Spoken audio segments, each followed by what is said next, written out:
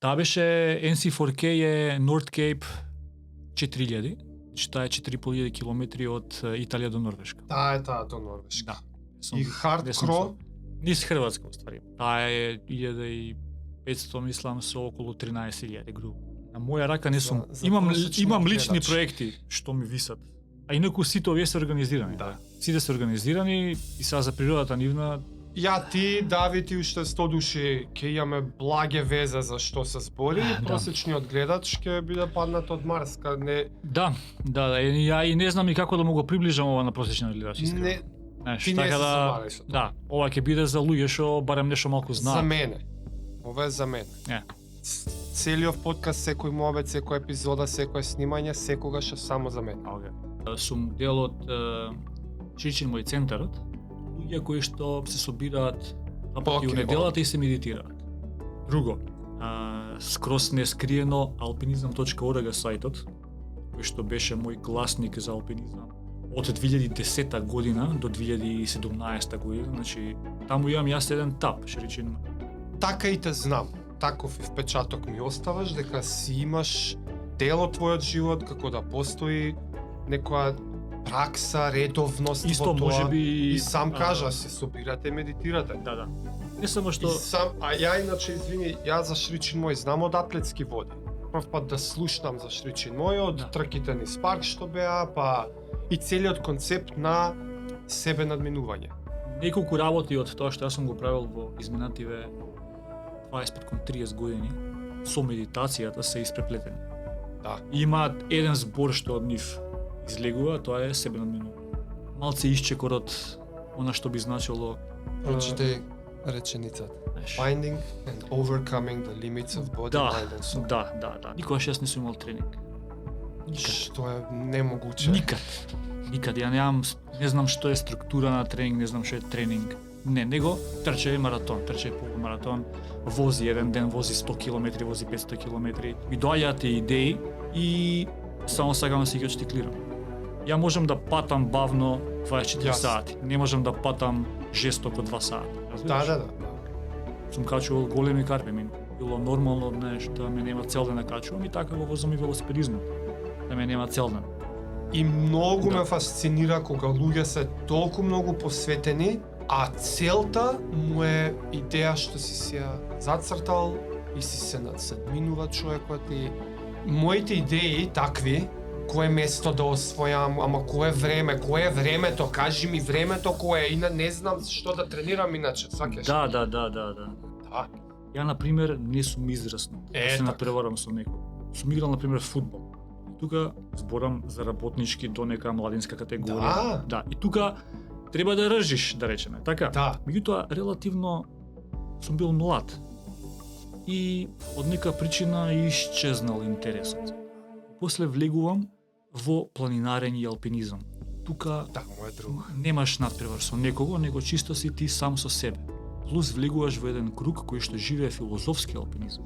И имам такви искуства, знаеш, например, на таа ратна тркава, што ја знаеш, и доаѓа еден белгиец позади и ме прашува, бе, знаеш ли отприлика кои сме, што сме? Викам, немам поим. Или он ми кажува, не, изгледа вика за 10-то се бореме, ајде, за топ 10. И вика, што ќе правиме? Викам, терај мене, гајле ми, знаеш, што сакаш прави, разбираш, ја само сакам да стигнам таму кај што треба да стигнам, знаеш, и баш го пишувам тоа. Го сретнав, тој вика, му беше гајле, знаеш, не ме влече, сакам, пошто прво немам ни тренинг, пак ќе те подсетам. Знаеш, ја немам очекувања високи, бидејќи реално немам тренинг. Ја можеби злобичен смртник кога гледа дека сум извозел 300, 400, 500, 600 км, си викаш, вау, кој знае овој каков тренинг има? Не. Немам тренинг, знаеш, си возам спонтано како што ќе ми текне на мене, Така, се возам кратко, се возам долго, ама тоа не е тренинг. Едноставно поминувам низ сите тие искуства и го гледам тој кој што бил пред мене или тој кој што победил и сваќам колку можам да бидам подобар за самиот себе. Тука завршувам. Сваќам дека окей, значи човек може да вози наместо 3 дена, може 2 дена да вози. Тоа е голема разлика. Така, човек наместо да спие 12 сати и 67 сати, може да спие 2 сати и да вози 55 сати. И тоа ме интересира. Колку јас дали можам да го стигнам. Да. И дали јас можам да го стигнам тоа, сваќаш. Не ме интересира. Јасно бе, јасно. Не знам Што како. на крајот на денот е и тајната за вакви ствари. Ја мислам дека не можеш со мојот став да идеш на планина. Ќе загинеш. Не можеш со мојот став да идеш на 7000 километра трка. Знаеш, негде ќе Можеби, изгинеш. можеби. Како и да е, Можеби има секакви ликови. сите тие Секој си ствари се те наоѓа- прават тебе, Секој си се наоѓа себе си во одредена филозофија. така може точно. Како сакаш ќе почнеме така?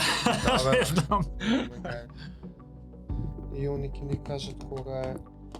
Давид, снима? Од преска? Добро. Обично снима тоа. Да, бе, да. Кога ќе Па си опуштиме, сечка. да, бе, кога ќе почнеме, ќе почнеме. Здраво на уште една епизода на Томас Перформанс подкаст.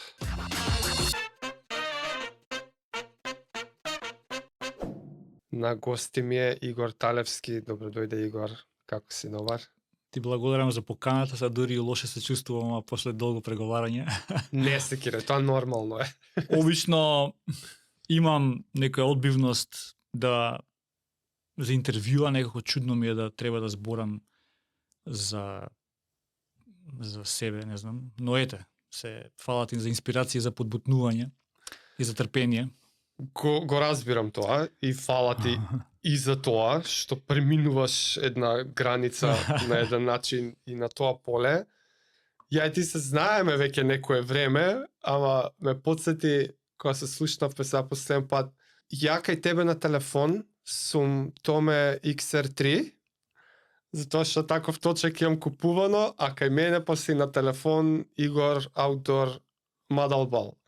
Така што се знаеме многу површно, иако долго време, што е уште една причина плюс зашто ми е многу драго што си тука. Начин на видување на животот што многу ми се свиѓа, ме привлекува да дознам повеќе и мислам дека вреди да чујат и поише луѓе, така да фала што ќе се потрудиш иако ти е неприродно оваа околина. И имам чувство дека како скоро и да нема спортско-авантуристички ентузијаст, ај не Македонија, од Скопје, што нема нешто од аутдор. Нешто премичка у себе има од аутдор, како да сум, не знам зашто сум сигурен у тој факт. Долги години постои аутдор и пополнува една многу важна, не е дупка, ама потреба на таа некоја субкултура што ја така паушално си ја нареков спортско-евантуристичко ентузијасти. Може ја правам премногу значење од ова, ама на сите тие луѓе аутдор на некој директен или индиректен начин им има пружено нешто. Дел од допрема, дел од искуство, што од некаква помош за реализирање на нивните авантури, нивните желби и дури може да се каже ако ги прашаш нив и некоја си смисла на живеењето. Тебе ти е познато колку многу страствено посветени се авантуристи, планинари, алпиник, што тоа значи за нив длабоко. И за може јас премногу влечам значење од навидум паушален факт. Дали и ти, колку и ти влечеш некое подлабоко значење од тој факт дека ти на еден или друг начин преку аутдор си дел од животот на многу луѓе, на една цела субкултура од оваа држава. Спорт, планинарење, алпинизам, велосипедизам и така натака. Па види, фала ти пред се за ова убави зборови за аутдор.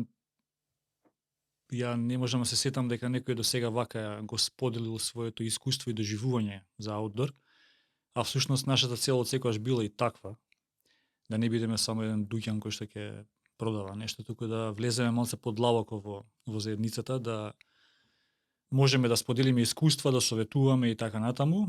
Аутдор пред се роди како потреба од тоа да на луѓето кои што имаат потреба да работат некој аутдор спорт, да може да си купат опрема, бидејќи знаеш сега во денешно време, од денешна перспектива некако звучи чудно и смешно како тоа, нели сега можеме да си купиме опрема, меѓутоа пред не толку далеку Кажи, далечно кажи. време, Колку? 10-15 години, Е. 10 години, 10-12 години, ние немавме наистина можност да си купиме соодветна опрема, барем јас зборувам од гледна точка на алпинисти качувач во тоа време, соодветна квалитетна опрема, тоа го правевме во Бугарија или одевме во Словенија кога одевме на искачувања во Словенија или Италија или Франција и така натаму. И пред се роди како потреба, конечно, да донесеме кај нас нешто што е квалитетно. Од старт рековме дека нема да правиме компромиси, да донесеме нешто што е демек исто. Меѓутоа од старт да бидат тоа добри докажани компании, кои што и самите и позади себе си имаат некоја историја поинаква само од продажба. Но исто така да бидеме дел од заедницата со тоа што во рамките на нашиот продажен центар ќе работат луѓе кои што имаат искуство за себе, кои што кој да дојде во продавницата да може да му кажат било што ги интересира на тема сам и спорт и да не дојдат како клиенти, да кажете и здраво, не знам, Гари, Нена, Теш, Аце, кој да е Ѓуро или Игор, кажи ми ти, сакам да го возам ова, сакам да го качувам ова, кажи ми нешто за тоа. И секогаш кога сме ги бирале луѓето кои што работат во рамките на Outdoor, биле луѓе кои што веќе имаат подолго искуство за себе во практикување на одреден спорт. И баш ми е мило што еве после 10 години некој и ми го кажува тоа дека го доживеал тоа така. Јас гледам, знаеш, луѓето не доживуваат така, меѓутоа мило ме што ете некој го срочи така и ни зборови дека не доживуваат така луѓето, не само како продавачи, нели да сме. Така е скроз. Ти убаво кажа кога го викаш центар, не е дуќан. И ја некако не можам да кажам Outdoor дека е продавница, дуќан. Центар е и ми одговори малце дека да, и ти самиот уште од почетокот целта ти била да не е ова само дуќан. Што значи и за тебе има малце поголема вредност и значение ова дејствување. Тут се дејствува на одредена субкултура и мислам нема што, мило ми е што ти е убаво да го слушнеш тоа, ама така ја го доживувам. И верувам и знам многу луѓе што сите тоа така го доживуваат. Спомнавме мојот точак е Бјанки, купено таму. Ја многу таа најстара, мислам најпрвите години, толку историјатот на Outdoor не го знам. Дали уште од почеток имаше и сектор за велосипедизам или тоа дојде од после? И како потпрашање на тоа, кога влегува Бјанки во сликата? Да, од секогаш Outdoor беше замислен како центар, продавница каде што ќе се продава и планинарска, значи, и велосипедска и скијачка опрема. Да. Всушност онаа лого во наводници што се гледа на сајтот outdoor.mk со тие малецките човечиња под него, тие се од старт така направени, таму има и велосипедист. Од старт ние работиме со велосипедски компании. Бјанки можеби дојде некаде во првата година.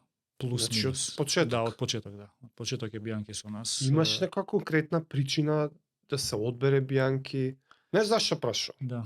Лично како и Outdoor, а и ти рече и повеќето брендови самите имаат историјат со себе. Тие што се во велосипедски кругови знаат дека и Бјанки доаѓа со многу историја. Италијански бренд. Да. Јас може имам како се предрасуда кон спортот и кога ќе видам точак тоа представува нешто друго освен обичен објект на две тркала. Да. Ама знаејќи го тоа, можеби и од ваша страна кога сте мислеле, имало ли улога како да се одлучите баш да биде Бјанки? Дали ви влијаело тоа дека доаѓа со одредена историја и некоја артистичка приказна, оти стварно не е седно германски точак и италијански точак? Дефинитивно, секогаш кога сме избирале било која компанија, а тоа сме го правеле Значи компаниите со кои што ние почнавме да работиме уште во првата година се компании кои што ние сме ги контактирале претходно барем уште пола година. Нели, им Аха. покажуваме идеја, сакаме да работиме во Македонија со вас и така натаму, и за нив е размислувано. И одбирани се компании кои што си имаат поголема тежина во заедницата која што го практикува тој спорт.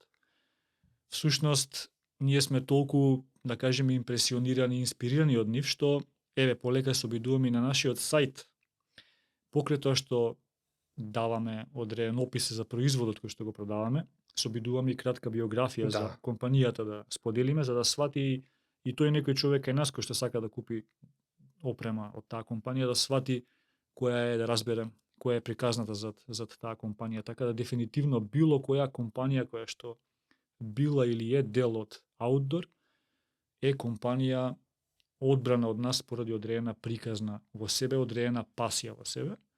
И низ годините имав можност да посетам добар дел од нив, дали на саем или посета кај нив во ваквото, и се уверив дека изборот што го имаме направено е одличен, бидејќи многу е убаво да се види човек, еве конкретно со Бјанки, значи они еднаш годишно, таму март-април, се прави меѓународна средба со сите дистрибутери за секоја земја.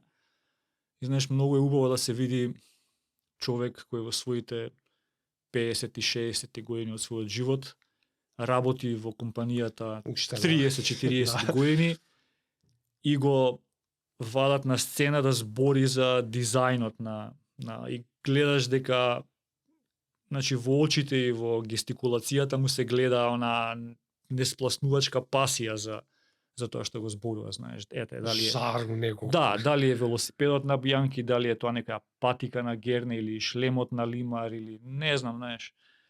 Се гледа дека тоа се луѓе кои што не се само луѓе кои што бараат ефтино напредување на кариера во некоја па подобра плата или не знам што, него се дел од тоа и сакаат да остават свој белег во компанијата и во сегментот кој што го работи. Потсети ме, што точно беше твојата улога, роља во Outdoor? Не си газда, мене како... Ајде да кажеме менаџер. Колку и да не ми се допаѓа зборот. Меѓутоа, ете, го водам тој делот, компанијата. Компанијата во која што работам функционира во повеќе сегменти. Значи, работиме ние и во градежништво, и во продажба со алат. Мадалбал. Тоа е Мадалбал. Да. Аха, таа е како некоја мајка фирма, со повеќе сегменти на делување и ете, на мене ми паднало да го имам малку по водечка улога во делот со Outdoor. Так. Оти сакам да пробам да те вратам на тие први денови, на моментите на одлука да се одбере Бјанки. Пробај да ме донесеш во тие денови, седите неколку луѓе и мислите, цртате, мерите, како конечно и кој одлучува не Бјанки тоа што ќе биде. Па генерално ево тоа што го каже, тоа се случува. Значи размислуваме, не е нешто кој знае колку, нема некоја посебна поезија во тоа. Нема некоја посебна поезија во тоа. Гледаме да има рамнотежа помеѓу квалитет и приказна, важна не е и приказната. И генерално одлучуваме заедно. Така да отприлика тоа е она што го кажете, да. Имавме сериозен предизвик бидејќи сакавме да нема многу поезија бидејќи некако работите се натрупаат, знаеш. Имавме тежина, знаеш, страшно не можеш карабинер да се купиш, да речеме. Разбираш, страшно не можеш патики за велосипедот да се купиш. Така мислиш. Знаеш, и се одеднаш, окей, дечки, дај ќе го правиме ова, и сега одеднаш треба да осмислиш 30 компании со кои што треба почнеш да работиш. Ние не кефме да работиме со една компанија која што работи се. Така? Значи ние не сакавме да си го решиме. Тогаш има некако компромис. Така, значи не сакавме да направиме компанија која што произведува и точаци, и облека, и патики. Не можеш да бидеш, според мене и според нас, добар во се и да имаш истиот жари. Да. Не. И сакавме да најдеме добра компанија за велосипеди. Кога зборам добра компанија, зборувам и оној дел претходно што го зборувавме со историјата на компанијата, со приказна, со што оставила за себе низ историјата, нели? која што допринела со децении некаков развој, работела, помагала, Спортот го движи. Така. Сите тие компании се такви. И требавме да размислуваме. Значи, велосипеди, друга компанија, облека, друга компанија, патики, друга компанија, не знам, очила, друга компанија, облека за алпинизам, друга компанија, облека за обезбедување во алпинизам. Значи, буквално ние низ овие 10-11 година, мислам дека веќе влегуваме, имаме работено директно со 30-40 компании од целиот свет. Сакам да кажам, те разбирам што сакаш да ме прашаш. Ама не е до толку поетско. Има поезија некоја, меѓутоа не било толку Јасно. Не се врзувам со тој момент. Не, ако убаво ми долови. Ни дошла таа тежина идеја, сме престапиле, сме биле среќни што прифатиле и сме се фокусирале на реализација на проектот. Так. И тоа е тоа. И сега полека почнуваме да го работиме тоа, да го приближиме брендот до крајниот потенцијален корисник, да свати што значи да се купи патика Герне, или да свати што значи да се купи френд на Black Diamond, или да значи, или тркало на кампањоло и така натаму, да знае која е таа компанија, знаеш. И така натаму. За тие што не знаат, има причина зашто полека навлагам у светот на точациве, велосипедизмот. Ние што те знаеме, многу убаво знаеме и некои од подвизите што ти на 2 тркала ги имаш направено, те почитувам многу, го ценам тоа што си прескромен во раскажување на овие подвизи, така што јас во твое име ќе пробам да доловам малку повеќе за тие што не знаат. Колку што знаеме ние, што знаеме.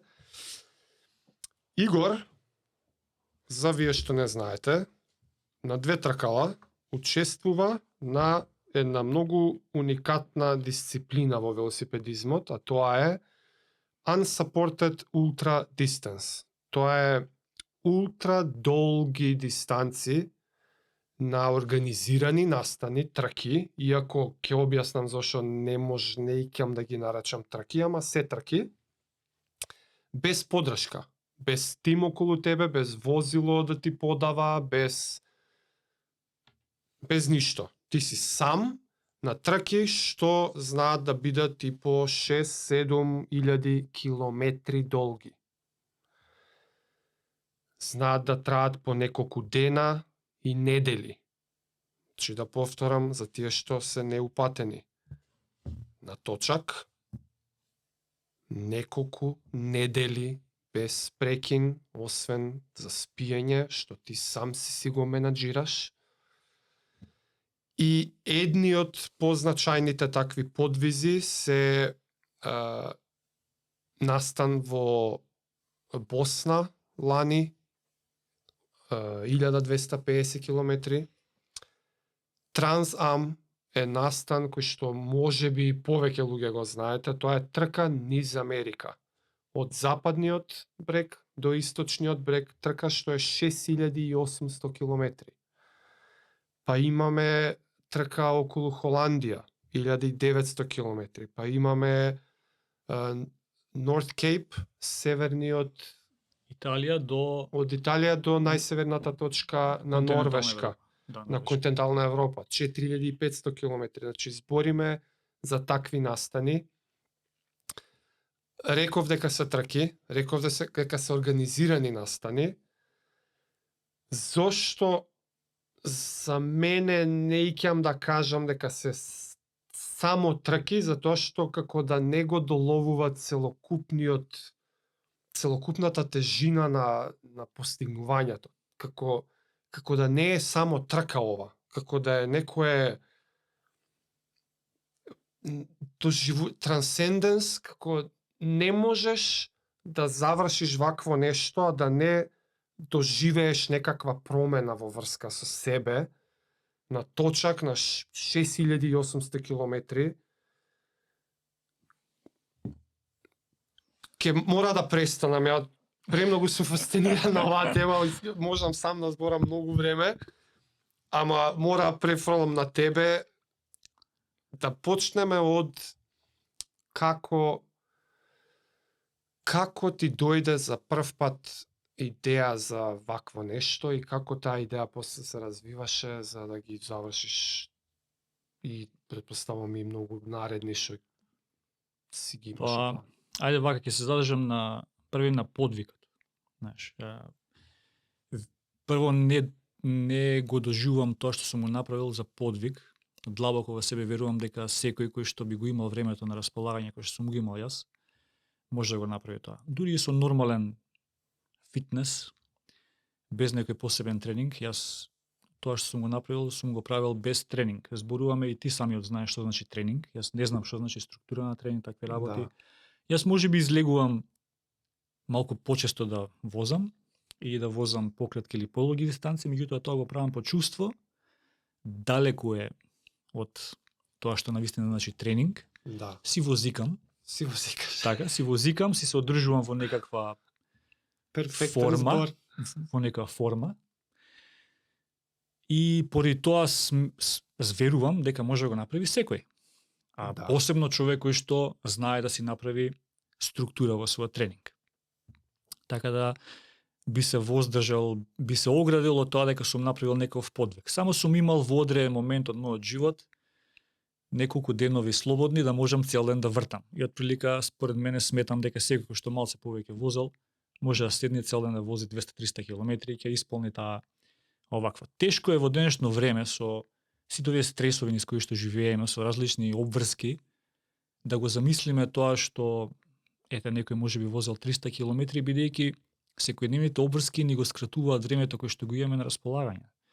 И прво, мислиш дека имаш 2-3 сати за возење, не ти се доаѓа можеби перцепцијата дека окей, јас ќе имам 24 сати за возење сега, нели?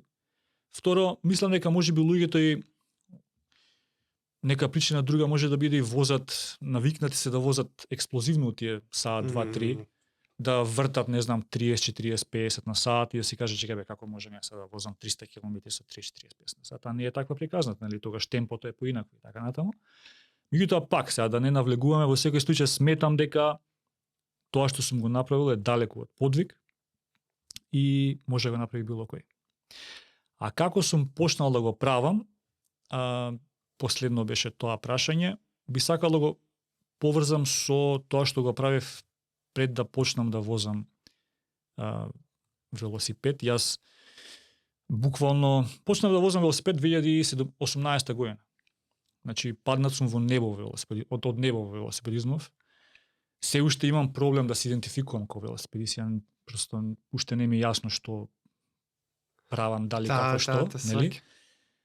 Но длабока врска со тоа како го работам на велосипедизмот има и тоа што го работев претходно. Јас претходно 20 години качував, односно работев алпинизам и имав среќа тоа да го работам, да паднам, да кажам, под наводници, во друштва кои што не само што ме научија да качувам, туку и ме научија дека има одредена филозофија во алпинизмот, дека алпинизмот е начин на живење и дека треба да си правиш бавни, а сигурни чекори, да се соочуваш со се што карпата пред тебе ќе ти го донесе како предизвик, сам.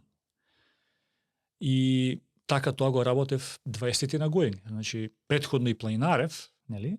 Меѓутоа, кога почнав да качувам, сватив дека ако јас еден ден планирам да го качувам тоа или тоа или тоа, таму нема да има никој друг.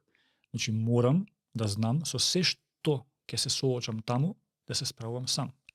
Да си правам логистика сам, да си поставам само обезбедување, нормално не сам, со еден партнер, најчесто Весна, мојата супруга, или со некои други, меѓутоа мала група, не голема, и да се справувам сам. Сакав се сам да можам да, нели, да правам.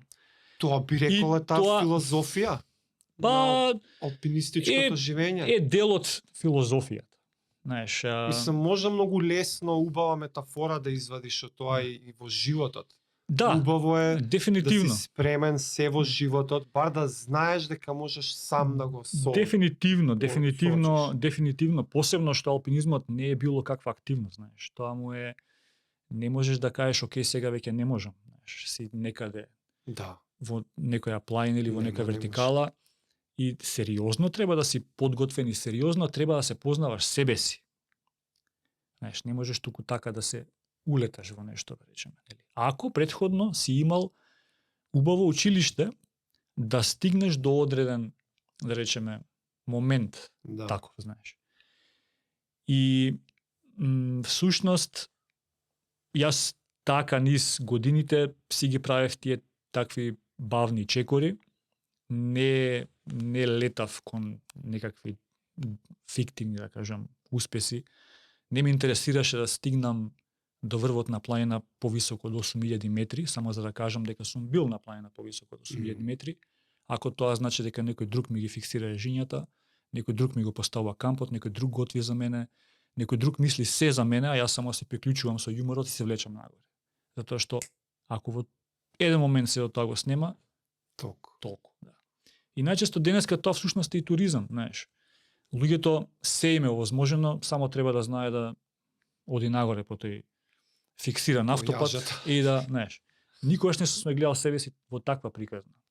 Јас би бил задоволен да качам планина и 3, од 4000 метри, како и да е, но да знам дека сум го направил тоа во рамки на некои мои граници, знаеш.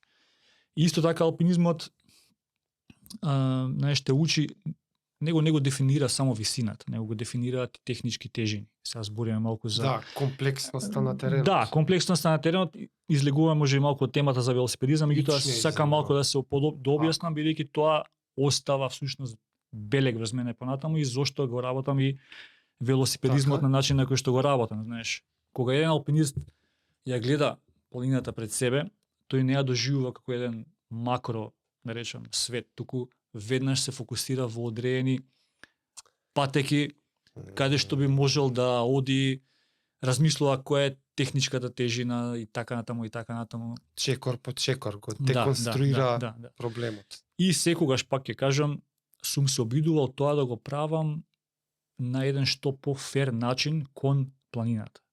Значи не ме интересирало на пример да бушам со дупчалка одредени обезбедувања само поради тоа што гледам дека некоја над мене плоча има 10-20 метри, што би значило да паднам 20 или 40 метри ако не поставам обезбедување.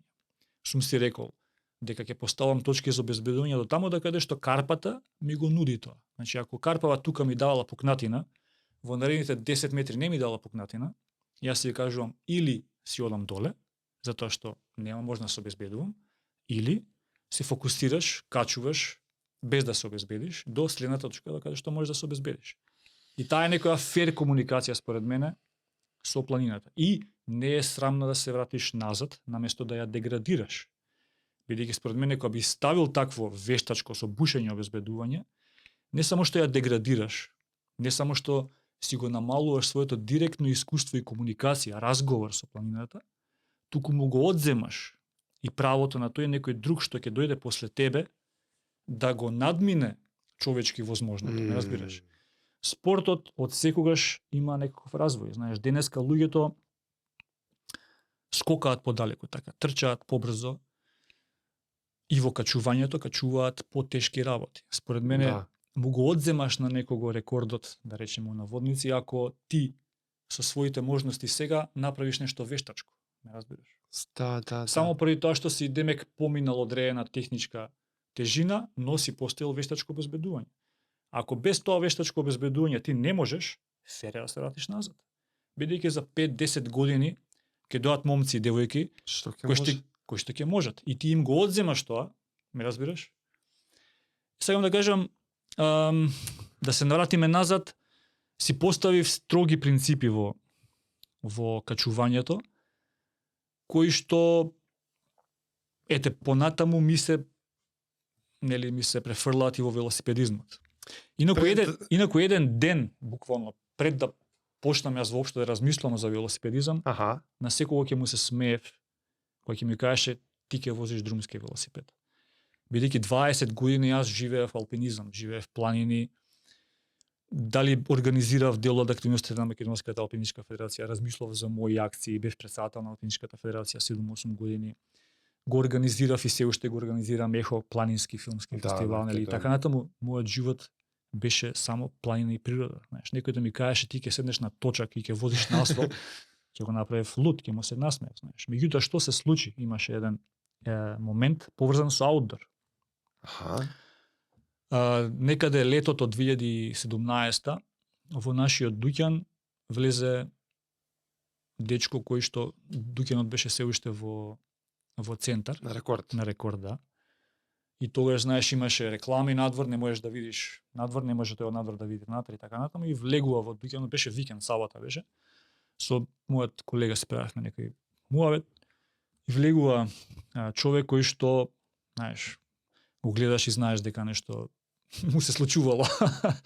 Валкан, црвени очите, изморен, гледаш дека му треба сон. Сега нешто му се случило. Да, дека сега поминал нешто скоро, знаеш.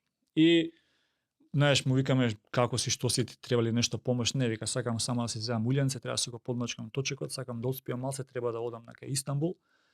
Не знам, спиел во Црна Гора, мечка поминала покрај него. Чекай, странец некој? Странец, да. Странец.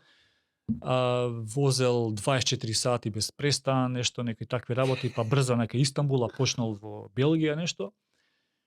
И не беше прв пат да доаѓаат кај нас странци кои што не нашле на мапа некако за да купат нешто. Да. Излеговме надвор, јас тогаш прв пат го видов тој концепт на друмски велосипед со минијатурна опрема на него, торби и такви работи. Байкпекинг, да.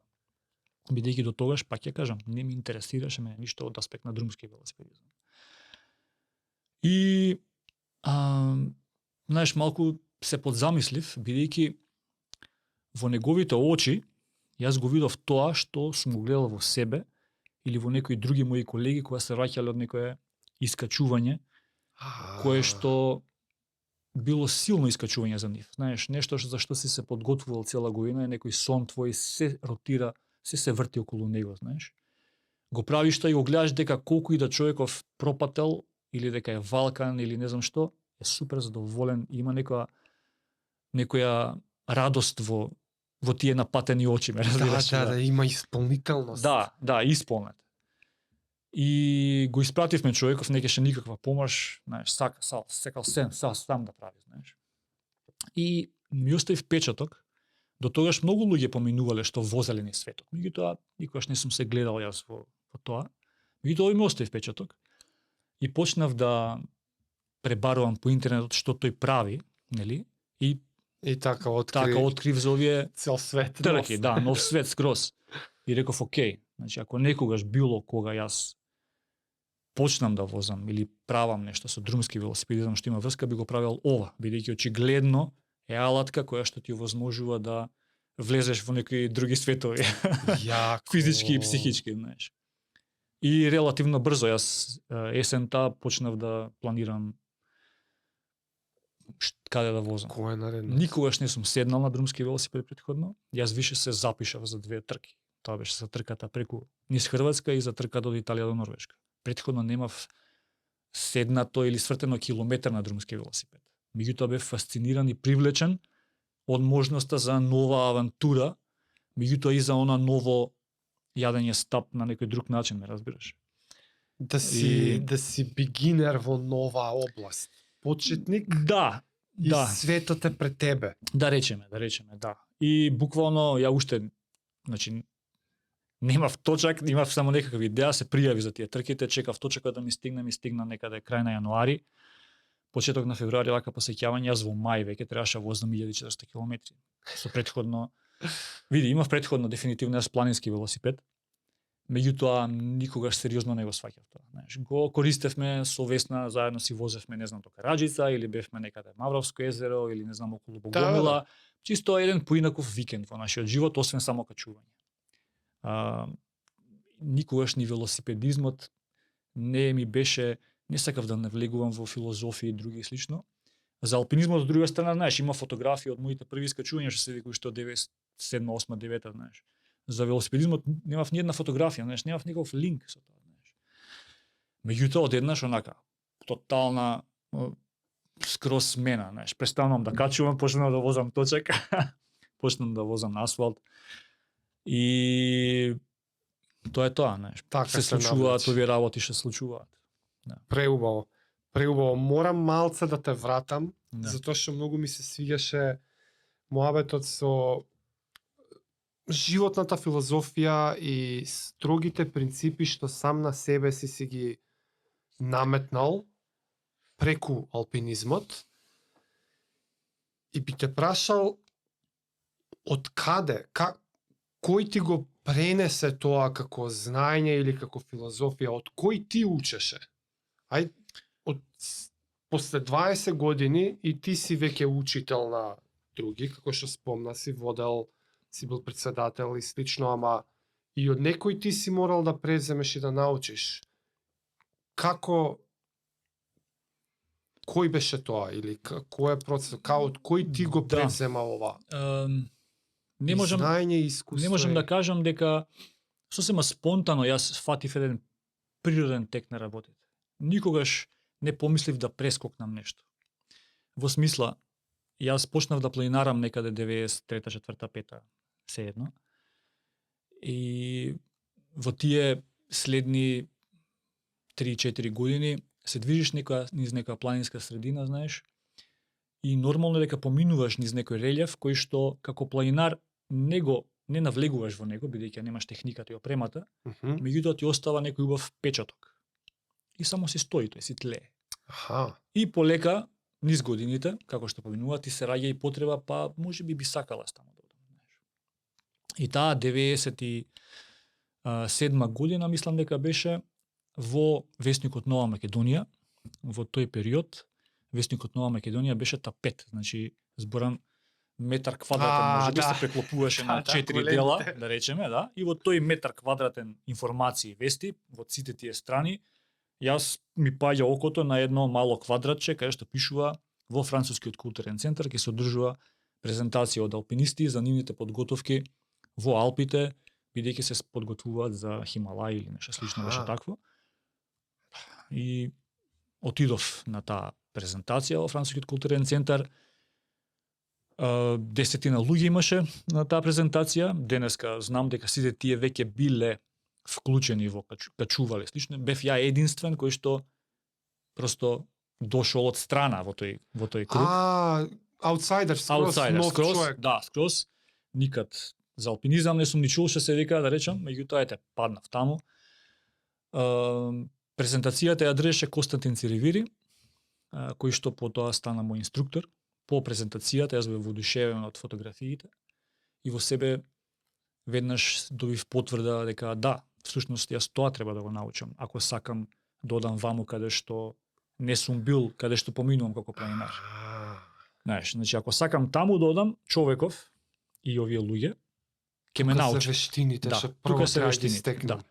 И како што имав голема среќа да го видам тоа квадратче, нели, луѓето велат ништо случајно не се случува, така?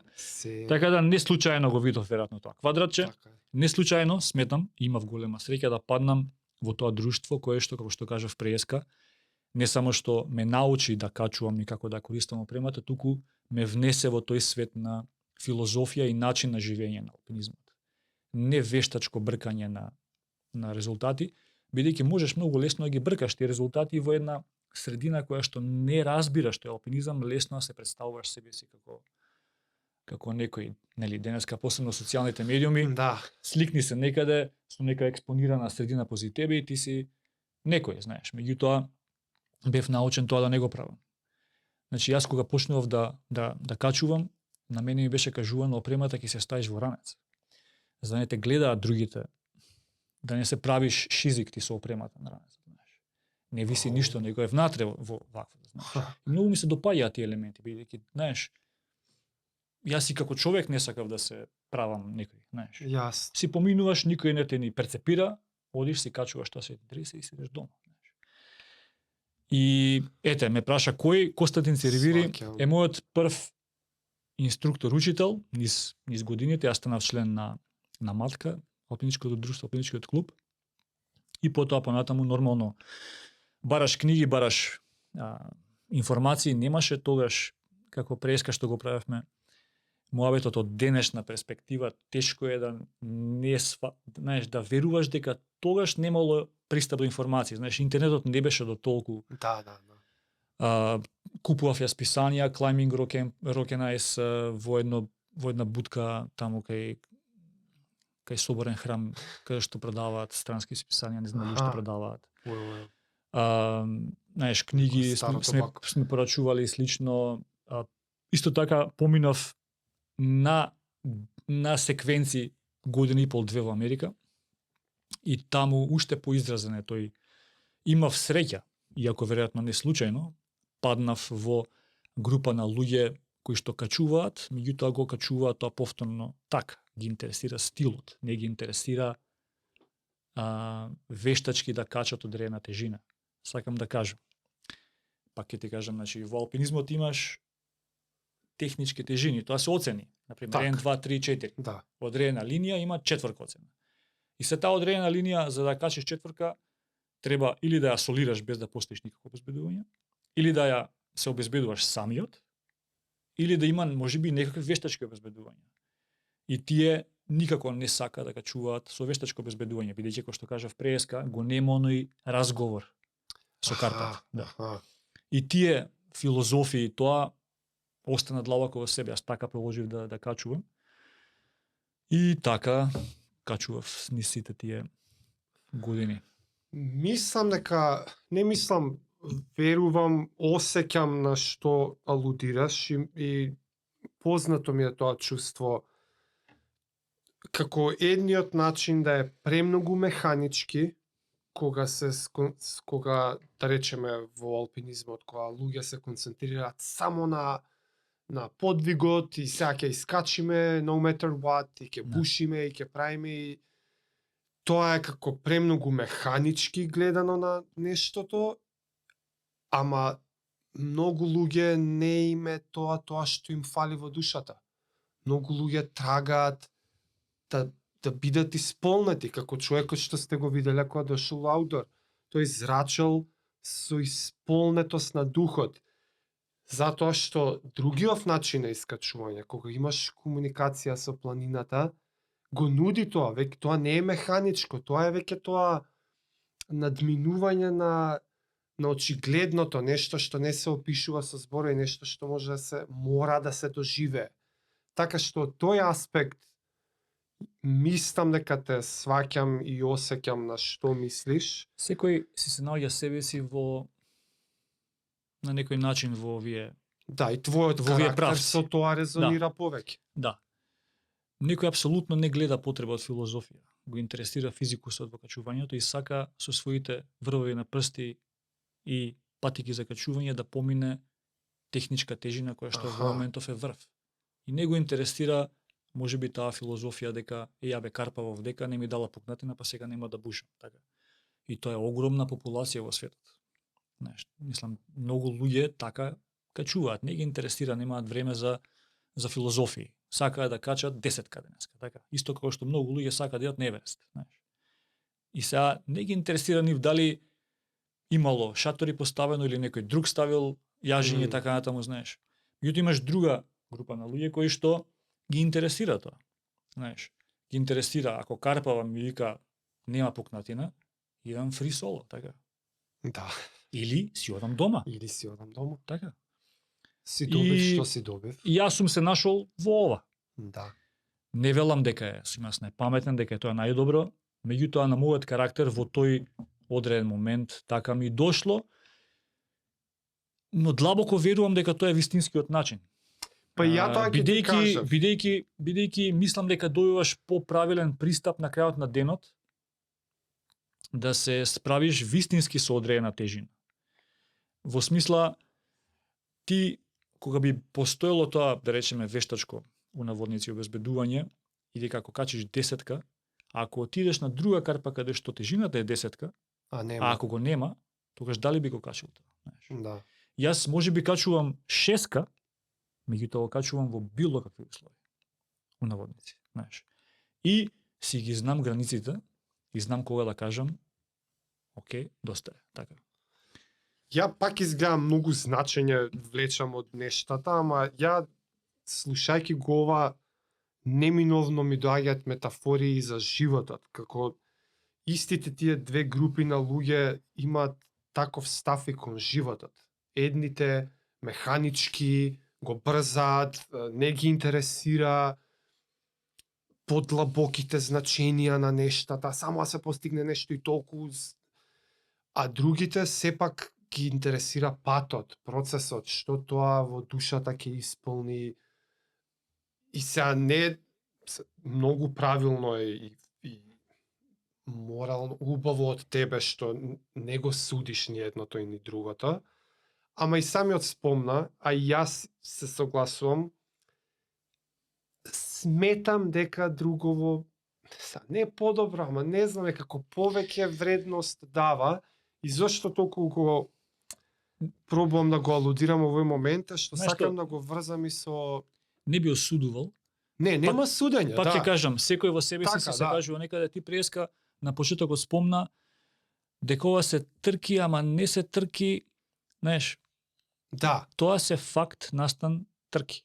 Организаторот вика ова е трка Точно. околу Холандија. Тоа е насловот. Ти како ја доживуваш и какво е твоето учество во тебе, е твоја животна филозофија. Некој оди да постави рекорд на патеката. така. Некој оди да го победи овој негов вечен ривал. Да, знаеш. Некој оди да се надмине себе си и не го интересира ни ривалот, ни првото, ни рекордот, ни така натаму. А пак не значи тоа дека нема да биде подобар од некој друг или дека нема да постави рекорд. Пристапот е поинаков. Да. Сакам да кажам, секој треба да се најде таму каде што има задоволство и сепак и не би се ни согласил да ти кажам дека ако некој ги практикува механички работите, дека нема линк со нешто подлабоко, да речам филозофско Аха. друго во животот. Мислам дека не е поврзано. Просто може би така сака да си качува и тоа е тоа, знаеш, или така Јасно. сака да си вози велосипед и тоа е тоа. Мислам дека не би правил тука. Бидејќи познавам луѓе кои што знаеш си го живеат и едното и другото, знаеш, Да. и Го спомна моментот, ја баш таму одев на себе надминување. И добар дел од твојот живот е и поврзан со Шричин мој и поточно, бар јас тоа малку што го знам од Шричин мој и неколку те настани што јас ги имам гледано во нивна организација, биле под тоа некое мото на себе надминување. И не тврдам дека знам повеќе, само што дознав од тебе пред да почнеме, дека и ти од прилично одамна на еден начин си дел од таа приказна, па кажи ми повеќе и за тој аспект, па може би тоа ќе биде некако нишката што ќе ги врзе сите овие Да. ствари. Себе надминување и Шричин мој. да, сите овие работи што ги набројуваме до сега, алпинизам, велосипедизам, Шричин мој центарот, односно медитација, имаат еден заеднички двигател, а тоа е себе надминување. И сите тие се случуваат некако спонтано во мене, ништо не е наметнато, просто сите отишле така некако во тој правец. Ми Аха. одговарале веројатно длабоко внатрешно во мене како јас сум бил оформен и сите овие години како личност, знаеш. А инаку да се вратам на прашањето, јас сум член на Шричин мој центарот од некаде 98 година по моје сеќавање. Што значи да си член на Шричин мој центарот? Тоа значи да практикуваш медитација на одреден начин, да живееш одредена филозофија која што е животна филозофија која што ја е на духовниот учител Шричин мој. Тој вели дека, нели, треба духовноста треба да биде во рамките на животот во целост каков што е. Не треба да одиме да живееме духовност, барем онака како што ние живееме, во некоја пештер или во некој манастир да се одвоиме, туку да го прифатиме животот со сите предизвици што ни го нуди. И во него ги бараме духовните. Не ги бараме во него. Тоа би рекол е нешто специфично за Шричин мој филозофијата? Е специфично, да. Значи, медитацијата во основа е една алатка, Така. која што е повеќе слојна. Значи, може да ја земеш само како една физичка алатка, која што како процес, која што ја учиш, со која што учиш како да се справуваш со животните предизвици со кои што се соочуваш секој ден. Добро. Така, живееме во еден динамичен живот, имаме обврски кон семејството, имаме обврски на работа и така натаму, и се до тоа ни создава некој стрес. Медитацијата е факт, алатка која што знае да ти го смири умот и да се соочиш со сите тие работи на еден малку поизбалансиран начин, или како што сакаме да кажеме веројатно да ги преспиеш работите. Така. Така. И сега нормално со медитацијата не ги преспиваш работите, многу свесно се смируваш и Ги действаш. процесираш Е, некако по да. рамно. Но исто така и медитацијата е и дел од некаков духовен живот, така. Да. Молитвата е еден начин на духовен живот, медитацијата е некој друг начин на духовен живот. Јас сум се нашол себе си во филозофијата, во текстовите, во животот на тоа што Шричин мој како духовен учител кажува дека треба некој да го живее и практикува. Знаеш, за се во животот на нас не е потребен учител. Да. Еве, зборевме, јас сум сакал да качувам, сум нашол учител. Си Некој нашол. сака да игра баскет, си наоѓа учител. Сакаш да, не знам, правиш некои други работи, потребно е некој да ти каже вака или онака. Вакви алатки како медитацијата или духовен живот може да се водат на мал милион начини.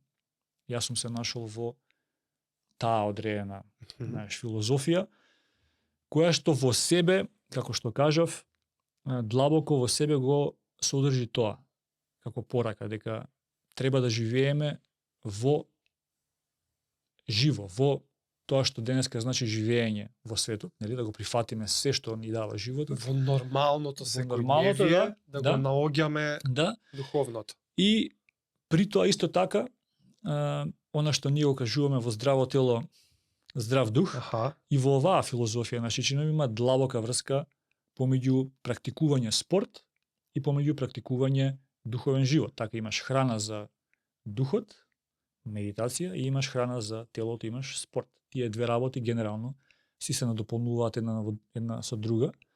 И сега тоа што е нешто карактеристично за Шичинов центарот е тоа што во рамките на Шичинов центарот имаме Шичинов маратон тим, сме го оформиле бидејќи, мислам оформен секако Шичин мој, меѓутоа оформен е со цел да организира вакви настани преку кои што човек ќе се надминува себе си на различни начини.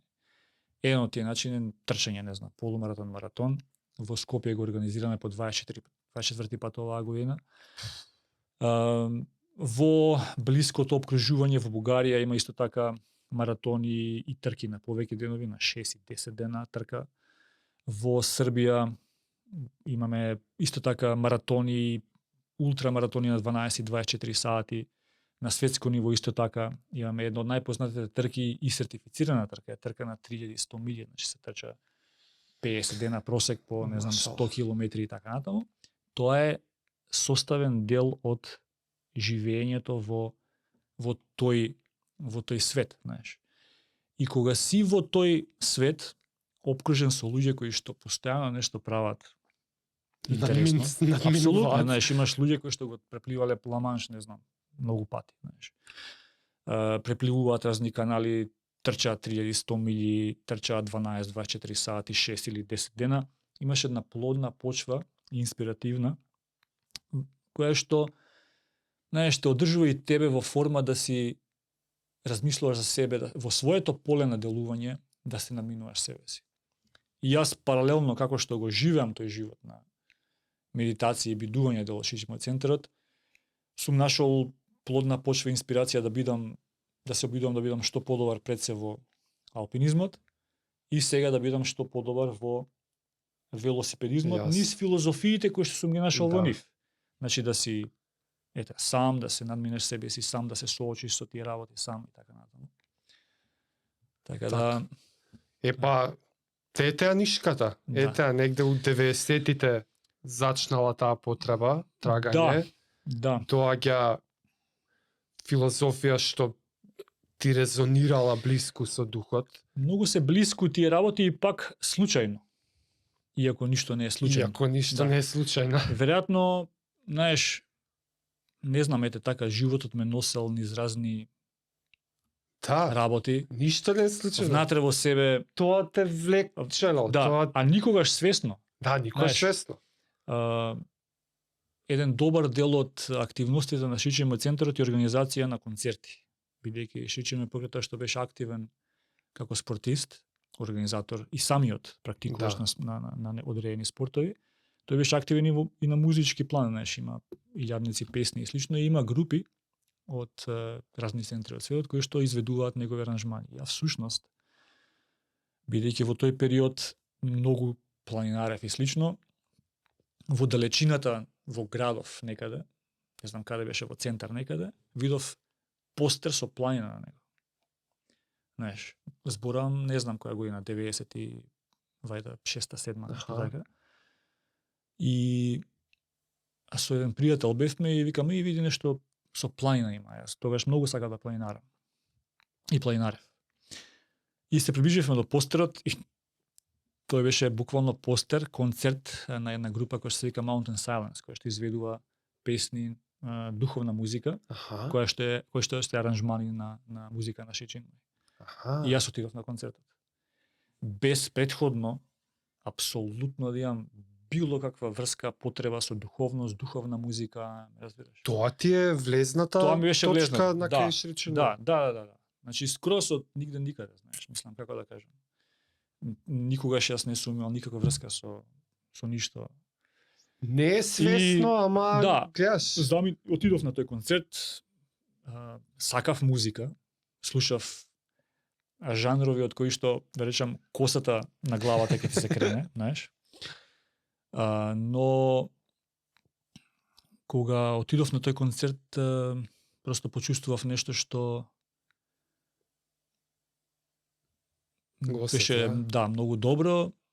После тоа следува, нели, курсеви за медитација и слично. Шичимо центарот организира цело време бесплатни курсеви за медитација. Да човек, како што кажав преска, јас би рекол секој треба да го проба, не ајде да речеме да почне да се занимава со некоја духовност. Меѓутоа да почне барем од онаа точка да има алатка, Баш така. со која што ќе може да се смири и ќе му даде нови видици во однос на ситуации во својот Се живот. согласувам, да. Не велам јас сега ние дека треба да почнеме сите да вкрстиме нозе раце, да одиме нека планина и ќе се правиме, не знам што ќе се правиме. Меѓутоа, медитацијата е алатка таква, практична алатка. Едноставна практична алатка која што, како што денеска кога ќе отвориш прозор, јас живеам на Партизанска, да, значи го отвараш прозорот и тоа те е инстант алатка со која што внесуваш еден шум и галама во својот дом. Медитацијата е таква, инстант алатка за која што треба тренинг. Да. Да научиш како сите тие шумови со кои што си оптоварен, просто да знаеш да ги процесираш малку посмирено, знаеш. Да. А факт е дека сме оптоварени со разни Многу, да. проблеми. Факт е дека голем број болести ни се случуваат ради стресови, ради такви работи, не сакаме да си признаеме или не сакаме да го прифатиме тоа како ситуација. И барем за мене, пак не велам јас, тоа е за сите, ние сме најпаметни, барем за мене функционира во мојот секојдневен живот, како алатка за овакво, меѓутоа и во сите овие активности што сум ги правил во мојот живот, сум знаел да се справам, посебно веројатно поради тоа што немам тренинг, посебно поради тоа што само возикам, веројатно знам во одредени стресни моменти, а при возењето на тие трки има стресни моменти, знаеш, изложен си на дожд, изложен си на снег, ти се случува на жешко, немаш извор на храна како што сакаш, немаш спиење како што сакаш, спиеш некаде во планина 2 сата, знаеш, и некои такви работи. И тоа се, знаеш, моменти ако не знаеш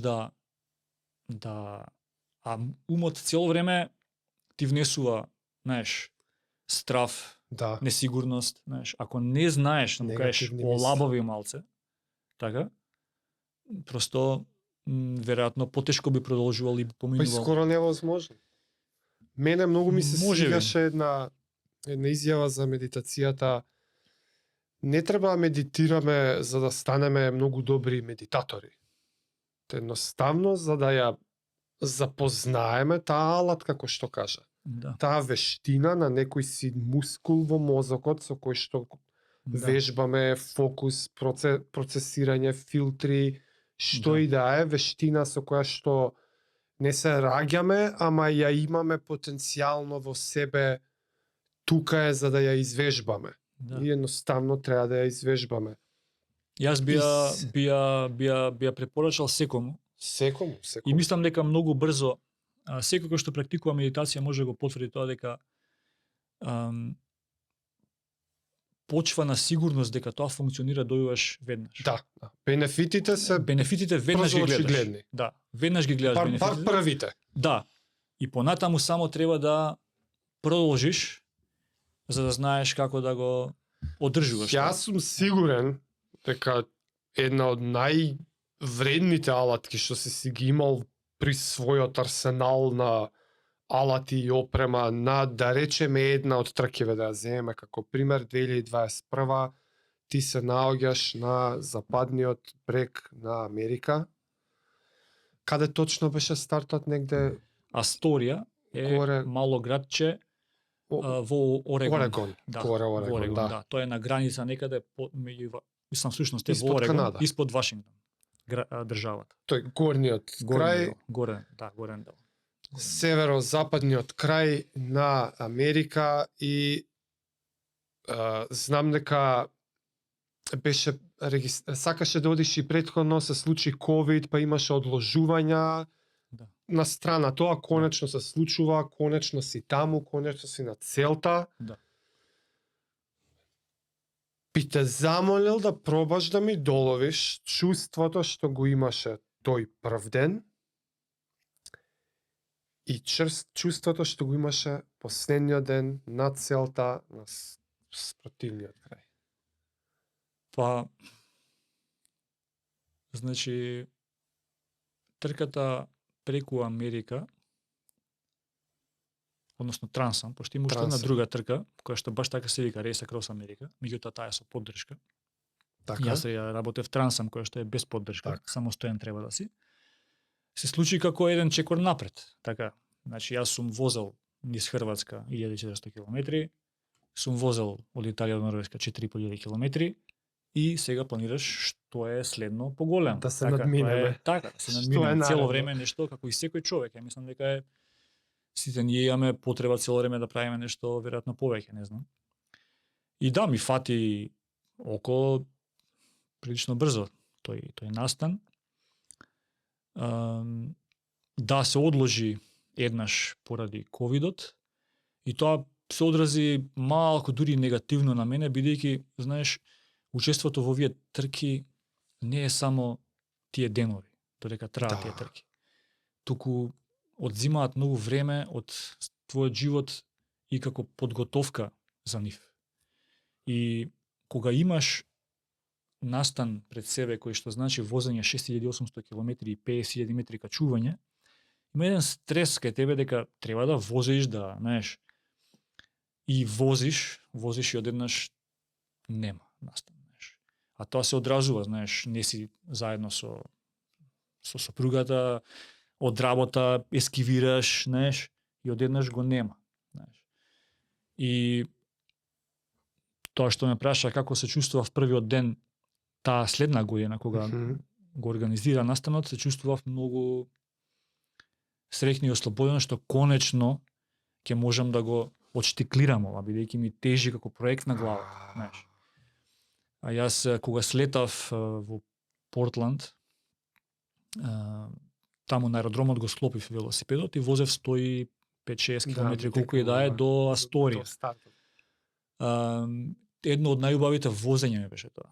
Бидејќи прво Орегон е преубав, таков шумест, не знам, зелен, но конечно, знаеш, се наоѓаш тука си, знаеш. Готово. Тука си, знаеш, Нема се приближуваш бегање. до стартот и конечно ќе почне овој проект што те оптоварува 2 години. Бидејќи мене претходно ме оптоваруваше 1 година, Да. кога не се случи. И се чувствував многу среќен што конечно ќе можам да го отштиклирам тоа. Не чувствував. Малку анксиозност, Не, малку не чувствував. страф. Не чувствував никогаш. Што те чека? Не затоа што не знам, знаеш, пак ќе кажам, веројатно чувствував голема сигурност во себе дека не сум товарен да го направам тоа за толку и толку. Си дадов остварлив резултат. Аха, не си Да, направи екстра притисок за не си некако кажав сега ќе возам ја за 15 дена. Да. Знаеш. Си реков барем би било фино за 20 дена да го извозам ова. Извини, тоа има некој тајм лимит? Нема тајм лимит, не. Окей. Можеш да го возиш 3 месеци ако сакаш. Окей. Но ете, може би посакував за 20 дена да го извозам, што ќе значи се по некои 340 км на ден, да речеме. Се вози што е опипливо, Аха. знаеш, остварливо. Јас сум го остварил претходно. Од прилика тука некаде бев со сите други возења претходно. Јас. Значи трки кои што ми трае од 3 до 12 дена, зборам за Хрватска и за Италија, Норвешка. Значи јас веќе знаев Тој дека просекот прилика те бил. јас знаев дека дофатлив. можам да возам 12 дена по 340 км Јас. и се чувствував Окей. добар после тоа. Никогаш не се приближував. Можеби на моменти се приближував до нека граница, Аха. кога се случуваа некои чудни За- работи, да. Премногу да. Да, меѓутоа одма го балансираш тоа за да можеш да дојдеш до целта. Никогаш не продолжував да го достигнувам тој лимит. Што значеше заспивање на ризикуваш да волан немаш- или халуцинации по пат. Тоа се реални ситуации кога немаш соодветен одмор, знаеш, кога Да. спиеш, кога возиш 20 сати на ден и спиеш демека не спиеш 3 сати, се случуваат работи, знаеш. Барем на мене. Ќе кажам без тренинг, на некои други луѓе веројатно не им се случуваат. Така кажуваат и резултатите. Во секој случај си велам, окей, 20 дена е веројатно остварливо и плюс, знаеш, те одржува во некаков, знаеш, сепак треба да ги извратиш 340 км, Јас. знаеш. И плюс качувањата кои што ги има таму се до сега нешто што не сум го доживал, знаеш, се работи за стрмни искачувања. Ако мојот друмски велосипед вообичаено можеби тежи 7-7,5 кг, со целата опрема на него, тежи, знаеш, до 20 кг, посебно за Америка, каде што имаш делови каде што по 200-250 км нема жив човек. Да. Значи треба да имаш вода, треба да имаш храна, треба да имаш резервен дел со кој што ќе се прикрпиш за да доследна некоја точка. Сакам да кажам, тие за мене 340 км беа баш онака, знаеш, треба да си фокус, знаеш, не можеш да се олабавиш. Меѓутоа, многу измешани емоции имам од таа трка, бидејќи се случуваше во тој ковид период. И, знаеш, ми влијаеше тоа што не можеше да учествуваат многу луѓе. Имаше само околу 40-50 стартери, претежно американци. Не можеше да учествува никој од Европа, бидејќи Америка го забрани пристапот за секој ЕУ жител. Да, ние не сме во ЕУ, ја можев да патувам таму, да си го отштиклирам. Меѓутоа, некако ми тежеше, знаеш, не сум јас човек кој што ќе се радува на подиум, а сме биле тројца тркачи. Ме разбираш? Аха. И сега, за себе самиот, окей, да се буткаме, меѓутоа, некако ми тежеше тоа што нема други луѓе кои што на оваа трка ќе се поголема масовност да има? Да, на пример да учествуваат и повеќе тркачи од Европа кои што знам дека веројатно можеби допринеле и малку и да ме повлечат и јас да направам нешто подобро, ме разбираш? Сваќам. И некако и не сакав ни јас да се правам некој шизик сега со, да не ме сватиш погрешно, имаше фина конкуренција, нели?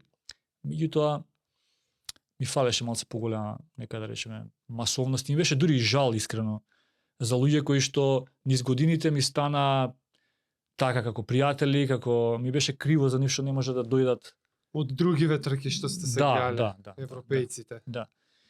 И така со некои измешани чувства, а Америка е огромна и почнуваш да се губиш во тој фокус, знаеш. Не се изгубив многу, од 20 стана 21 ден, да речеме. Еден само плюс? Па ден и нешто можеби, меѓутоа сметам дека има, јас би отишол на таа трка повторно, само за да можеби пофокусирано влезам да го подобрам времето. Аха. Тоа што е добро кај незе што е цело време една те иста стаза, патека, Секоја година. секоја година. Јасно. И лесно е да кажеш, окей, сега ќе се надминам себе си да бидам подобар, бидејќи патеката Малце е таа. ќе ги знаеш. Иако во точките кои се. 6800 километри секогаш може да случи нешто, знаеш. Да. Значи еве, минатата година мислам или која беше, имаше скроз беше затворен дел поради големи поплави во Йелоустон, па мора некои да кружат по инаква стаза. Значи се менува тоа, но бија возел повторно. Пред се повторно, ете, и за да доживам поубаво, бидејќи има многу убавини кои што заслужуваат повторно да ги видиш веројатно, бидејќи се доживуваш онака инстантно, знаеш. Шумите во Орегон, планините во не знам, во Колорадо, жештината во Канзас. Утредента, пустина, Да. утредента. И се е тоа едно инстант искуство кое што онака, знаеш, би било фино пак да го доживееш. Те сваќам, те Разбираш? сваќам. Меѓутоа би сакал и малку пофокусирано да влезам, да извадам подобро време за мене самиот. Јасно. Инаку се чувствува фантастично на крајот на целата. На крај Јас- последниот ден. Јас имам и фотографија, селфи едно направено на можеби 800 километри. Онака можеш да видиш по ликот дека сум баш онака 800 до крај? свеж, да. Знаеш, мислам дека можам дефинитивно нешто подобро да го извозам и би сакал да го извозам. Меѓутоа клучно тука во ваква голема трка е што се губиш во времето. Значи Тоа ќе те прашав. сметај секој ден да потрошиш 1 саат повеќе. А 1 саат повеќе е малку време. Знаеш, тоа значи пола саат поише да спиеш секој ден Аха. и по 10 на минути на секоја бензина кај што застанал да едеш да потрошиш повеќе. И отишол 1 саат. Помножи го тоа пута 18, 19, 20, дојуваш Цел ден. еден ден. Да. Знаеш. Само ти кажам, треба да постои една таква свесност да не се релаксираш баш. Ти си имаше некоја стратегија? Немав никаква планче, стратегија, некое- немав никаква стратегија. На веце трошам толку Не, време. немав никакви стратегии. Троше време, да, Кога троше видел време. нареден пат на тоа малце Троше време и обрнал не жалам да внимание. ти кажам, бидејќи се сретнав со многу убави луѓе. Спреска спомнав, мислам, знаеш, имав можност да живеам година и пол две во градови во Америка кои што населението е поинакво во еден бизи град. Зборам, Аха. на пример, Њу Йорк или некој друг. Односот човек кон човек е различен отколку кога ќе отидеш во рурална Америка, Јасно. знаеш. И многу беше убаво искуството, знаеш. Прво, за разлика од другите трки во кои што сум учествувал, ваму ги има тие така наречени Trail Angels, кои што не се уникатни само за трансам трката. Trail Angels. Да, тоа се луѓе кои што се следбеници на трката и те пречекуваат на... Као волонтери Не нешто се од волонтери. организаторот, публика. Тоа се луѓе кои што сега терминологијата малку околу овие возења. Прво имаш следачи на точки. Значи види, секој организатор на овие трки на учесниците им дава GPS локатор Добро. за да може публика да ги следи каде се што се, знаеш. Као у real time. У реал тајм, да, во вистинско, Јас. во реално време. Таве на интернет Те седам на следи, дома и те гледам секој кај те си. следи кај си што си и организаторот те следи кај си што си, бидејќи прво треба да почитуваш некои правила.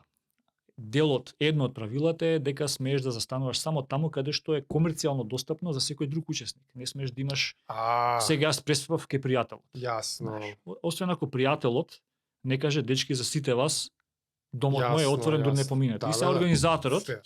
или некои така наречени dot-watchers или следачи на точки се задолжени за тебе, знаеш, на пример од 140 луѓе имаш некои dot-watcheri кои што гледаат 5-6 луѓе и те следат цело време. Окей. Значи кај си застанал, што си застанал, зошто си застанал и така натаму.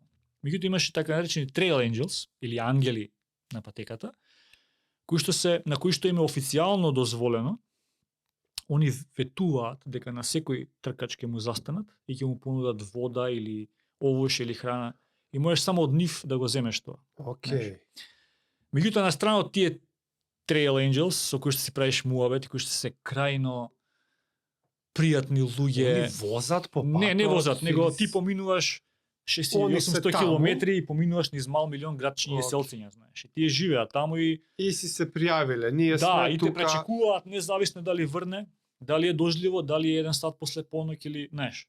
И тоа многу, Колку е важно тоа за таа трка? знаеш, од една страна да речам не прво мене лично како да ми смета бидејќи дали се навистина self-supported. Па добро. Добро, ете така. Па добро. И ти влегуваш од тој свет и почнуваш си правиш муавет, знаеш, и тоа све си се одразува на твоето време. Ниту секунда не жалам Аха, за да поминато сваќам. време со нив. Бидејќи и тие ја доживуваат трката силно Скоро ко како што тебе. ти ја доживуваш, знаеш. Да. И на нив им значи, рачунај исто така една година и за нив поминало кога немало активност за нив, знаеш. И одеднаш почнува повторно возбудата. Тоа се Ле. фанови. Значи тоа се фанови публика како што постојат фанови публика за секој фудбалски клуб или кошаркарски да, клуб. Значи да. тоа се луѓе кои што се прво инспирирани од тебе, знаеш. Доаѓа таткото и сака се слика ќерката со тебе, знаеш, пошто си бил инспирација, пошто си решил да водиш преку Америка, знаеш. И ја не сум човек кој ќе каже ај чао чао се брзам, знаеш. Ке застанеш, ке си направиш муавет, така. И се чувствувам стварно многу среќен што имав можност да ги сретнам и да ги запознам. Знаеш зашто е се уште self-supported?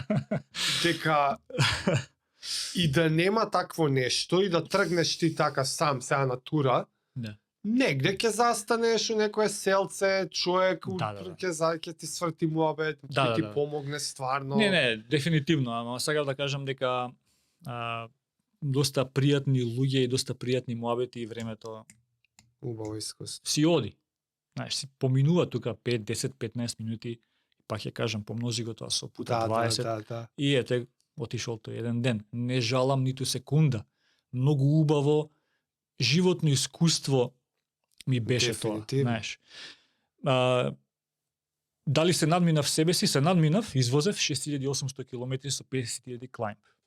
Сум извозел толку и сега имам репер некој кој што можеби некогаш би Памтиш сакала ли, сигурно имало многу моменти, ама може еден ти останал повеќе во сеќавање, кај што спомнавме алатките, медитацијата и таквиот пристап на живот.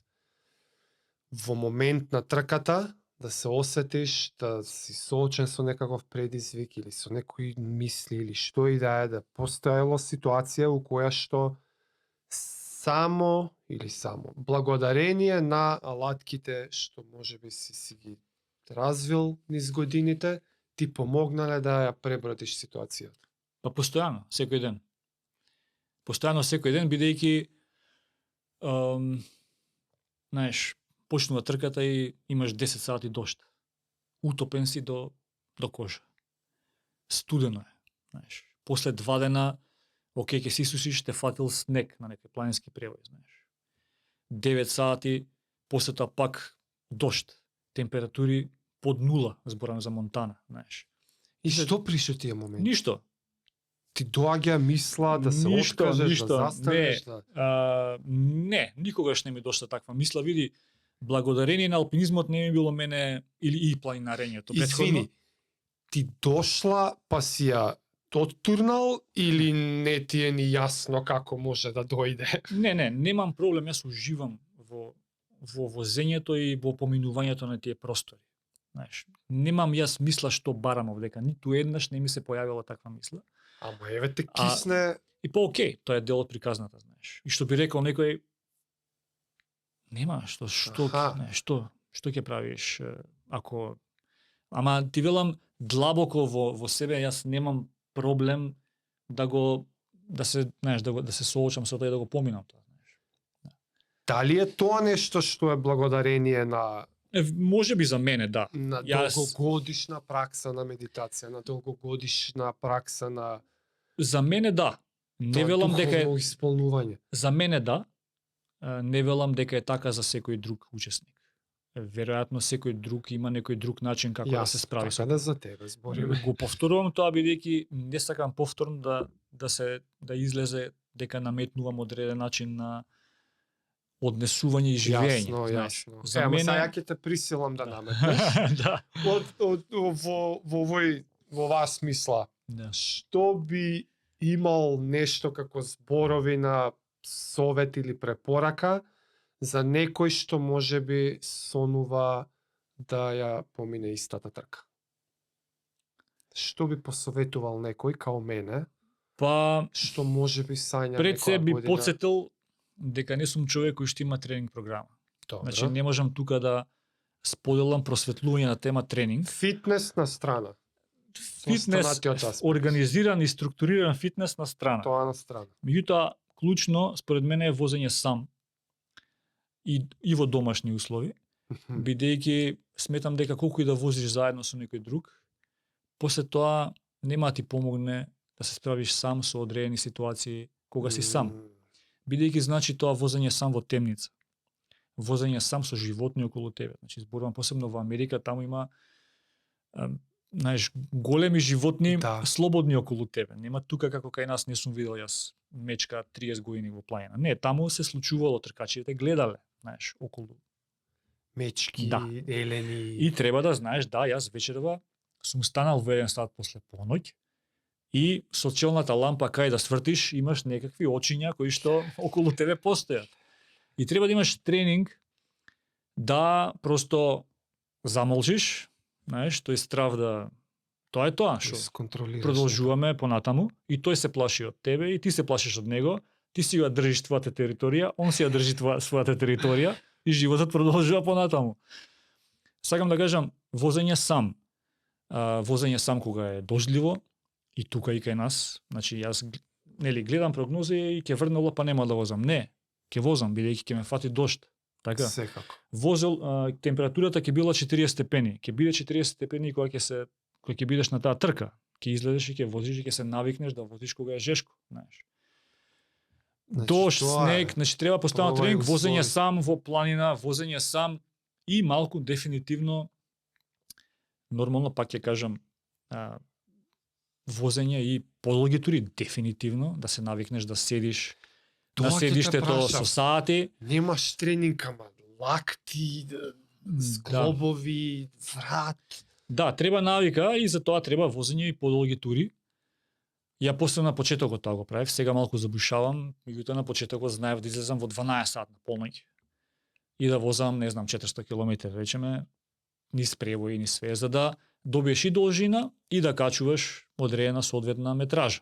И после тоа почнеш да спојуваш, така ете, Хрватска била 3 дена, па Јас. не знам, ете, Холандија била 4 дена, овие биле 12 дена, ова била 20 дена и веќе се акумулира одредено искуство во тебе, кое што не треба да спиеш на стара слава, нели? Пак треба да го одржуваш. Меѓутоа, клучно ти е искуства, мораш да ги поминеш.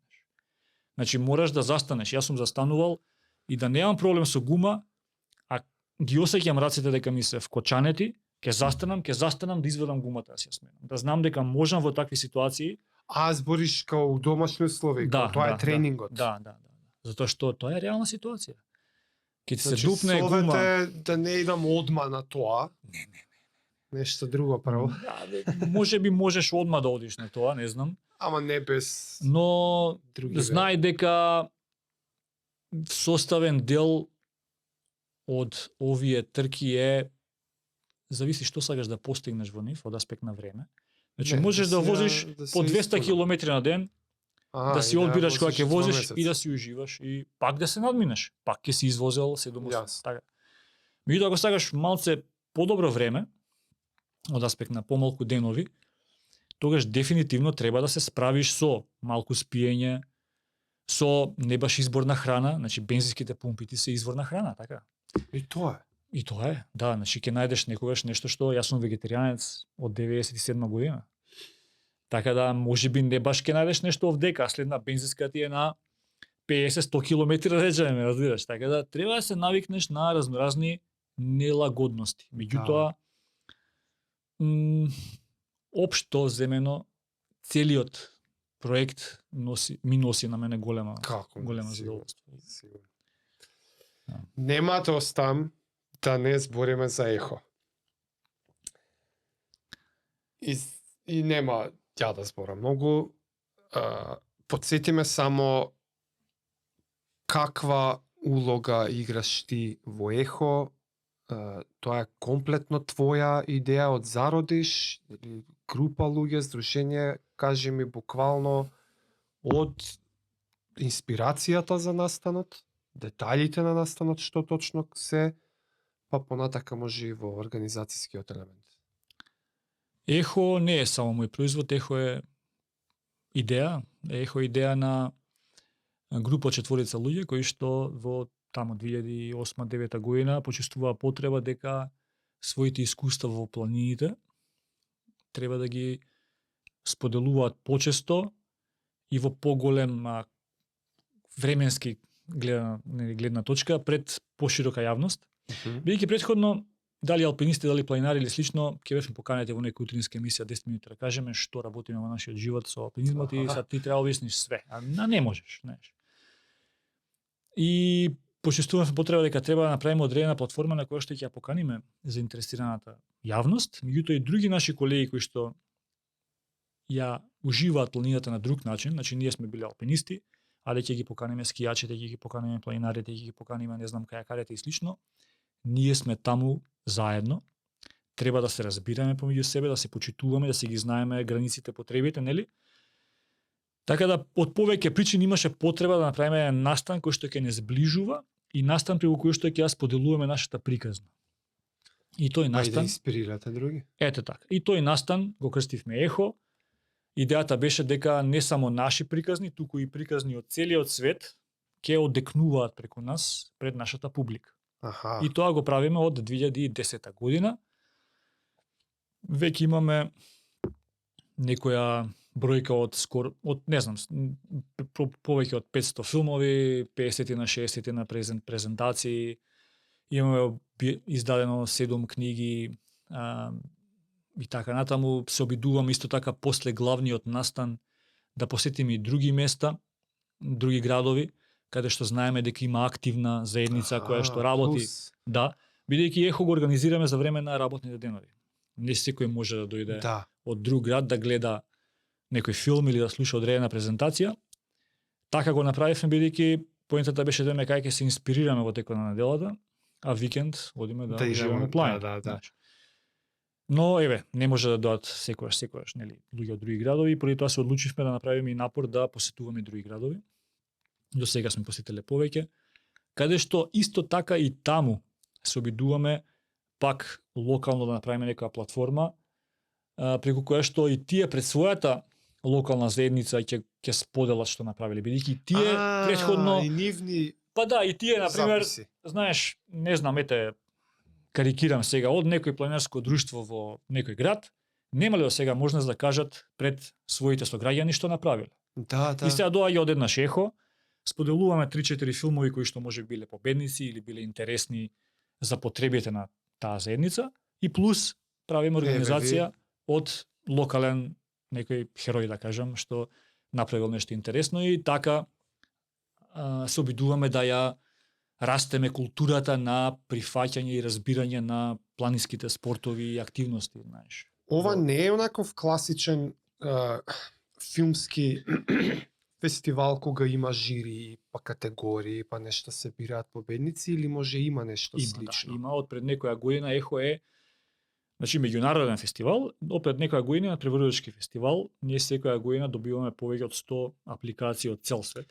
Тоа ќе те прашав, кој е критериумот, постои ли филтер некаков, кој одбира што да се прикаже? Селекцијата ја правиме ние, членовите на фестивалот, организаторите, а се организира жири кој што од таа селекција ги прогласува победниците во различни категории. Во различни категории. Да, дали е тоа Гран При, најдобар филм на фестивалот, за, не знам, алпинизам, за планинарење, за екологија, за најдобар краток филм, најдобар долгометражен филм и така натаму, постојат повеќе категории, и за нив има жири или жирија, зависи. Ова не беше од почеток вака? Не беше од почеток. Од почеток почнавме многу скромно, да се дружиме. Идејата шака. Да. Меѓутоа, низ годините прераснавме во сериозен, ако можам така да си кажам, да се потапкам, сериозен фестивал кој што, како што кажав, е цел на преку 100 автори од многу земји, 40-50 земји секоја година. Значи што- сега и од странство некој знае Да, за да, ехо и да. ви праќа филм Да. и буквално ве прашува добро ли е ова за да го прикажеме. Да, сака да го споделиме пред македонската публика и сака да се надпреварува во одредена категорија. Ехо е исто така и член, всушност, на Меѓународна алијанса за планински филм, каде што членуваат 30 на фестивали од исто толку земји од целиот свет. И тоа исто така ни дава одредена тежина, бидејќи таму членуваат фестивали кои што имаат повеќе децениска историја и традиција во светот на планинската култура, планинскиот филм, со милионски буџети, значи сериозни фестивали. Можеби, знаеш, едни од најважни исто така културни манифестации во своите земји. Сакам да кажам, таква институција не прифатила и тоа ни дава дополнителен грб да некој автор каже, значи овие се окей, ќе аплицирам кај нив. Оваа година всушност имаме уште еден настан кој што е важен за нас, се одржува генерално собрание на таа На таа меѓународна алијанса, да, значи очекуваме и бројни меѓународни гости кои што, да речам, ќе ја кројат Значи сега ќе треба се поголем да станува, ќе нема место за да, доволно филмови да се прикажат. Не, си имаме ние место, тоа е на страна од програмата, филмската програма.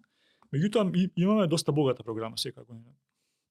И имаме добри гости, убави гости, дали се тоа гости од филмската фела, например режисери или фотографи или некои кои што кажуваат како работат филм или фотографија, а посветено тоа да биде на планината, или пак имаме гости кои што постигнале нешто во својот планински спорт и сакаат да кажат нешто пред нашата публика. Како презентација, Врвни- не мора да е врвни- филм.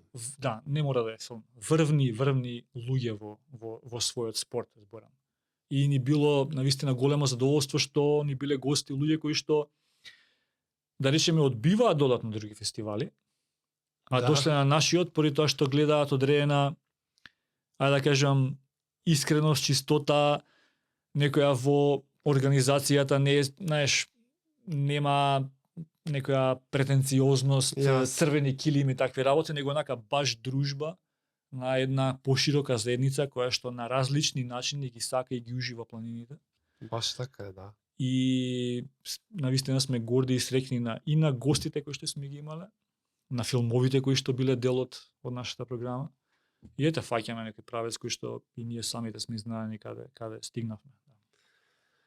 На сите овие полиња сега, што ги поминавме, кои ти се некои од плановите и желбите за воиднина? Ајде да почнеме со аутдор. Кои се некои планови за раст, развој, ширење или што и да е, еве, прво аутдор, па ќе се префрлиме. Знаеш како, Планови за аутдор. планови за еднината, да речеме општо,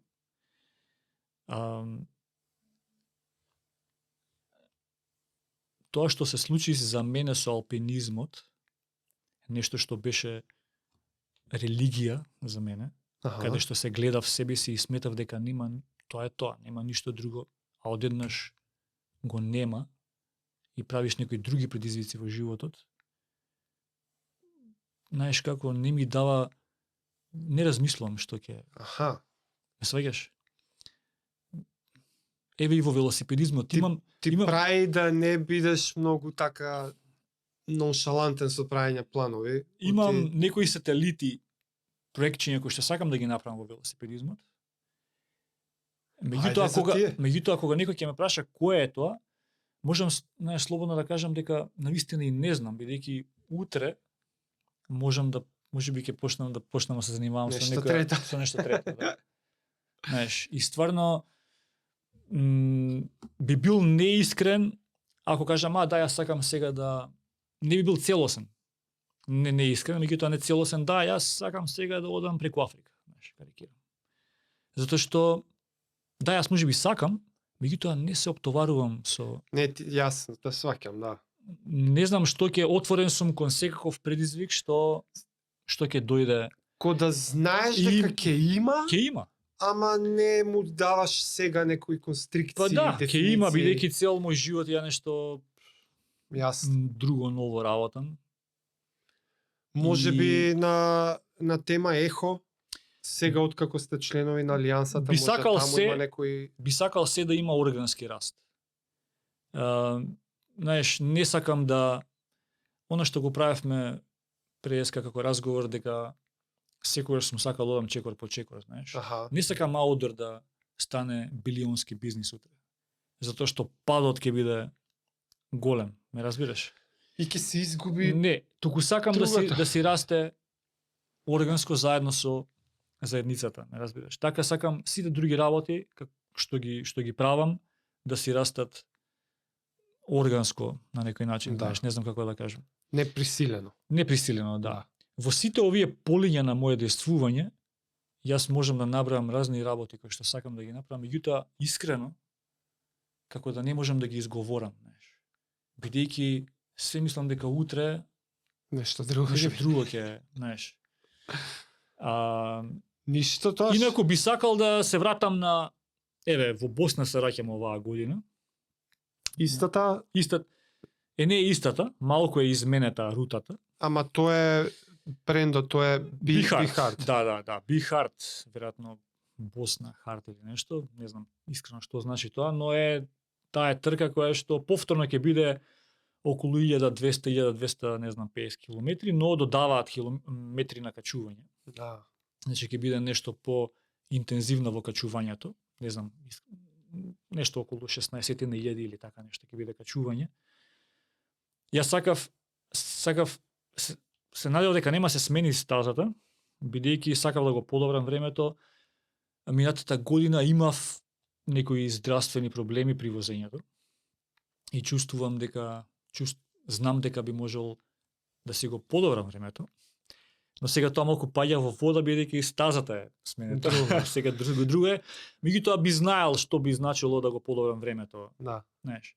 Бидејќи се мачев, а не можам да си објаснам зошто, со некои стомачни проблеми, врагови, знаеш, и не можев да возам како што треба на таа стаза, знаеш. Возев станат, не можев да јадам, знаеш, некои чудни работи се случуваа. Нешто лошо се видел. А пак бројките беа окей, знаеш, јас таа извозев за некои 2,5 дена, сега не знам што ќе каже математиката за тоа, но веројатно блиску до 400 и нешто километри со по можеби 5000 клајм секој ден. На ден, знаеш. да. Пак со тие проблеми. Да. И сакав здрав, да речам, да влезам. Меѓутоа, се смени стазата и би го направил тоа. Од друга страна, си реков дека никогаш нема да го правам истото возење. Бидејќи, кога почнав да ги правам овие работи, реков, ќе ми дадат можност да го истражувам светот и да гледам работи кои што не сум ги видел. Бидејќи качувањето и алпинизмот многу ме фокусираа на една работа, знаеш. Аха. Јас државава не си ја знам. Така? Да. Затоа што цело време гледаш матка, гледаш Солунска глава, гледаш Демир Капија да качуваш. Знаеш, меѓутоа одеднаш велосипедот те носи низ некои селца приубави, знаеш, овче поле го засакав. Знаеш, и тој момент сакав да го пресликам и во трките. Кога веќе возам некоја трка, да биде барем нешто ново што не сум го видел. Сега да повтораш, губиш Да, прилика меѓутоа, да видиш ново. Босна е преубава. Преубава е Босна. Значи, луѓето се многу добри, посебно кога знаеш ќе застанеш некаде во некој град, бензинска, супермаркет или слично, ќе те прашаат кој си, што си, како си, ќе им кажеш од Македонија, онака спремни се да те частат, разбираш. И им кажуваш, не, извини, јас не можам self-supported, не смееш на мене, знаеш, некои такви работи. Истото сум го забележал. Ама земјата е многу чиста, знаеш, споредено со нас подобар стандард. И цела држава дали има 50 км автопат? И море добри си на тој план. Не знам, ама не, добри си на тој план, дефинитивно. Ама сакам пак да ја видам, затоа што отидов со одредени мрежи, знаеш, и Босна, така? Некоја рака на срце. Не си знаел што да очекуваш. Рака на срце, да. Меѓутоа се отидени многу високо. Преубаво. Би сакал да сретам таму, би сакал да сретам во Америка пак, ти кажав и преска дека би сакал сега со малку поголем фокус на тоа да не губам можеби време на толку на. Па еднаш го изживеа тоа, сега ќе идеш на. Не, би сакал да сретам и рурална Америка е многу убава и пријатна. Не би значи преби да одам во некое место, не знам, поим во Вајоминг, отколку да одам во Менхетен. Њујорк или Менхетен, знаеш. Сваќам. И би сакал пак тоа да го доживеам, бидејќи таква шареноликост во еден набиен терминот, не знам, 20 на 15, 20 Да. дена е стварно интензивно искуство, онака не знаеш што попрво Ти знаеш. треба уште еднаш. Да, дефинитивно да. Имам доста планови, затоа ти викам ќе видиме Ништо што ќе... Игор, јас ќе те следам и наредна прилика ќе ги поминеме тие. Што ќе се случи меѓу време. Јас ти благодарам за овој издолжен разговор, што имав можност, прв пат вака имам можност да зборам подолго на овие теми и да, ќе се видиме веројатно. Фала ти и тебе најмногу, и мене ми беше премногу мило, дефинитивно си дознав многу работи што сакам да си ги дознам. Ке ти признам, ми даде инспирација за неколку ствари, ама ќе те следам и тебе у примерот да не ги искажам се уште, така како да осекам дека нешто се дефинира, ама не додефинирано ми е. Фала ти што еднаш многу и до нареден пат. Поздрав. Се гледаме, фала ти. Чао, чао.